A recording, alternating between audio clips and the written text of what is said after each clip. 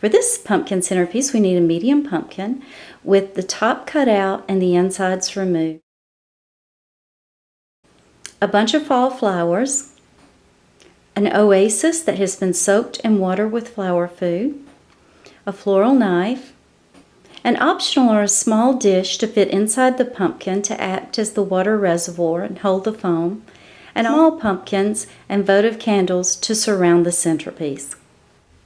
Now that the autumn leaves are beginning to fall and the weather is getting kind of crisp, we want to have a fun pumpkin centerpiece for our table to bring a little bit of that beautiful color indoors. So what I've done is pick up a pumpkin at the supermarket today along with a bunch of flowers. I took my floral knife and just cut around the width that I wanted to remove from the center. So I then took out the seeds and the pulp and the inside and found a dish that I wanted to insert into my pumpkin so it would act as a water reservoir. I could actually put my foam directly into the pumpkin, but it kind of gets a lot more bacteria and sort of icky. By putting in the plastic tray, that holds the water, allows my foam to have a place to sit. Then I simply add my wet foam that I've soaked overnight because I like for it to be good and wet. I only want this to be about 1.5 inches higher than the top of my pumpkin. So I'm just going to cut off a piece of the foam. You see how easy it cuts, very simple. And by cutting it off, I'm just going to remove that. And one thing I like to do is cut the edge of the foam at a slant, straight across. You'll see I'm removing pieces of the foam.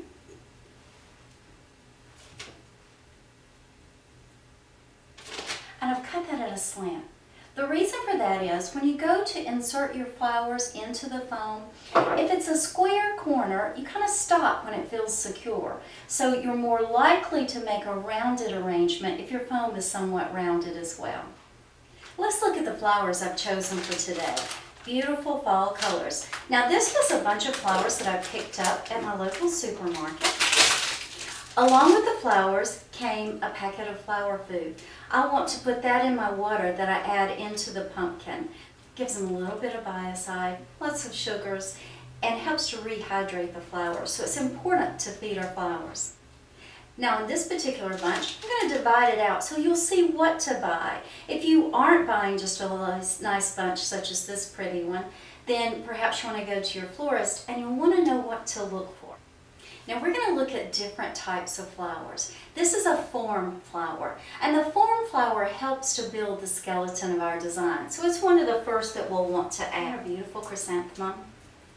Love those colors. Give them a good sharp cut. This opens the pores of the flower so the waterways can take water up to the head of the flower. So again, these are my form flowers. Also in the form flowers, have carnations. Nice orange color. Orange is a really popular color right now, so fall is very in vogue. Mass flowers are flowers that have several different flowers on them to create a mass. This can also be used as a form flower because it has such a nice shape that it will help to give form to it. This is Alstroemeria. Alstroemeria is one of my favorites because it's very long-lasting. There's also filler flowers, and filler flowers are ones that we add in to fill in to the spaces of our design. Now this is statice. This particular statice has been dyed to this color, but isn't it pretty? The good thing about statice is it's real long-lasting. In fact, it often dries in an arrangement. Cut away any of the broken flowers, such as this cute little mum. You want to be sure to pick flowers that are fresh. So you look to see that the ends of the stems are still green and not kind of brown and icky. You also want to be sure when you're choosing a bunch of flowers or individual stems that the flowers don't have yellow leaves. Yellow leaves is a sign of age. Look at this chrysanthemum. These are pom-poms, which is a kind of chrysanthemum. And this one has 3 different stalks. So I'm going to go ahead and cut them apart so I can use them individually. The good thing about this bunch of flowers is all of these flowers are really long-lasting. And that's important if you want to hold them over for a few family and friends events during the holidays. Now, one flower form that wasn't in this particular bunch of flowers is a lined flower. That might be like a snapdragon or delphinium or liatris or something of that nature. If I had a lined flower, I would begin with that. But since I don't, and I have these sizable form flowers, then I'm going to start with my chrysanthemums. Notice I'm making a good sharp cut. And I'm actually going to make all 3 of them about the same length. So I'm going to cut the 3 at the same time. I'm going to begin with a triangle. Western design is based on geometric form, so we use triangles a lot in our designs. By using a triangle form, it leads us to insert the next flowers because you can see where the next flowers would go in the triangle. So since I have 4 yellow alstroemeria and I have 3 of the orange, I'm going to begin with my yellow alstroemeria. To create the spine of my arrangement, I'm going to choose my straightest alstroemeria, you can see, my straightest alstroemeria, and I'm going to approximate the height that I want to be. Typically, you want to go about 1.5 times the height of the container, unless you're doing a smaller arrangement closer to the top of your vase. So I'm going to place my alstroemeria here, and then I'm going to complete, now I have this triangle, I'm going to complete this triangle by adding another. So I'm going to take my really crooked one and make him the shorter one so I can remove that part of the stem. I'll do the same on the other side.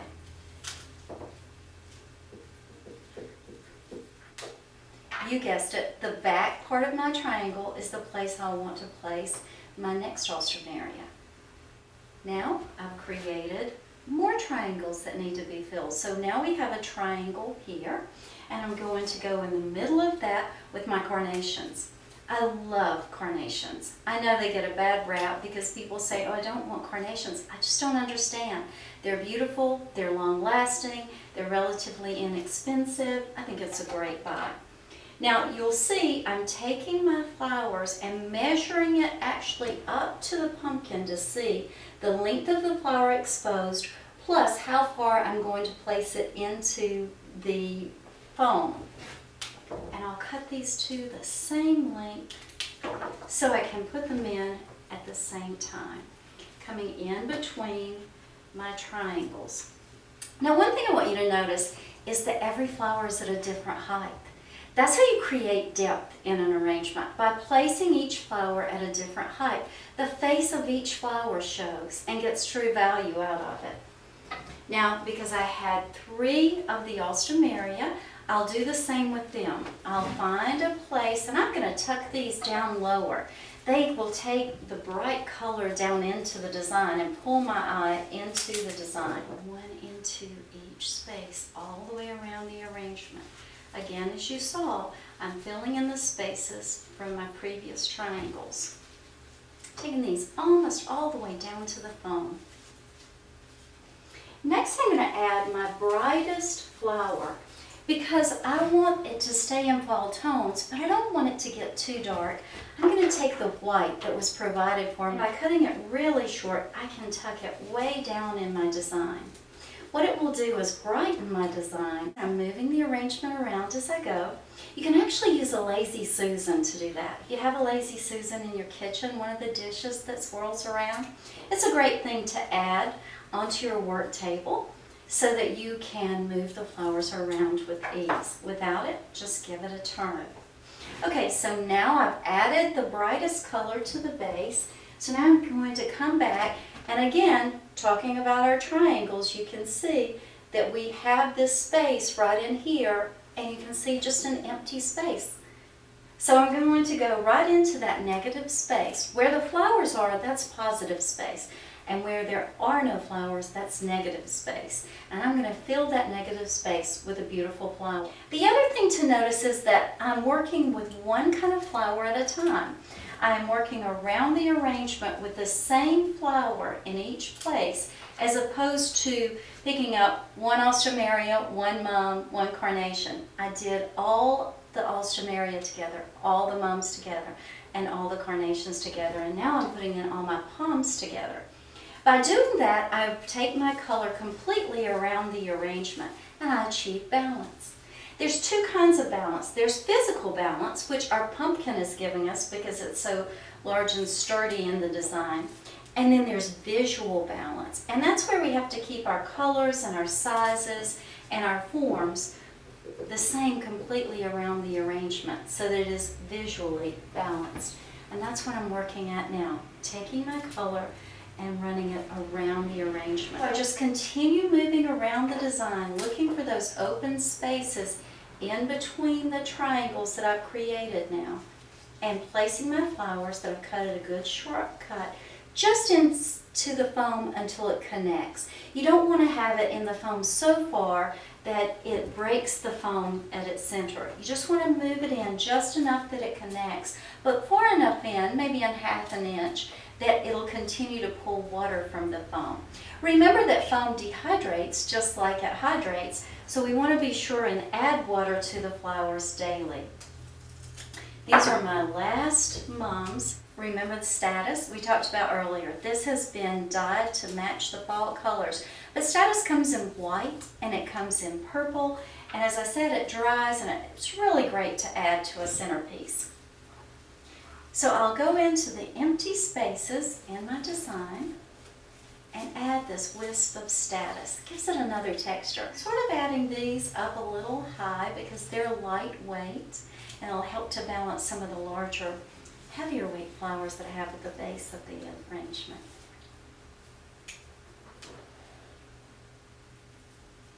The last one, that's our pumpkin centerpiece. Now that we have our centerpiece, we might want to complete the scene by making some fun candle holders. Simply by taking our floral knife and cutting away the inside of our pumpkin, cleaning out the seeds and the fibers, then just taking a small votive candle and tucking it right into the top of our little pumpkin. I'm Sharon McGukin, floral expert and author of Flowers of the Heart. I hope you'll join me on YouTube, Sharon McGukin's Flower Channel.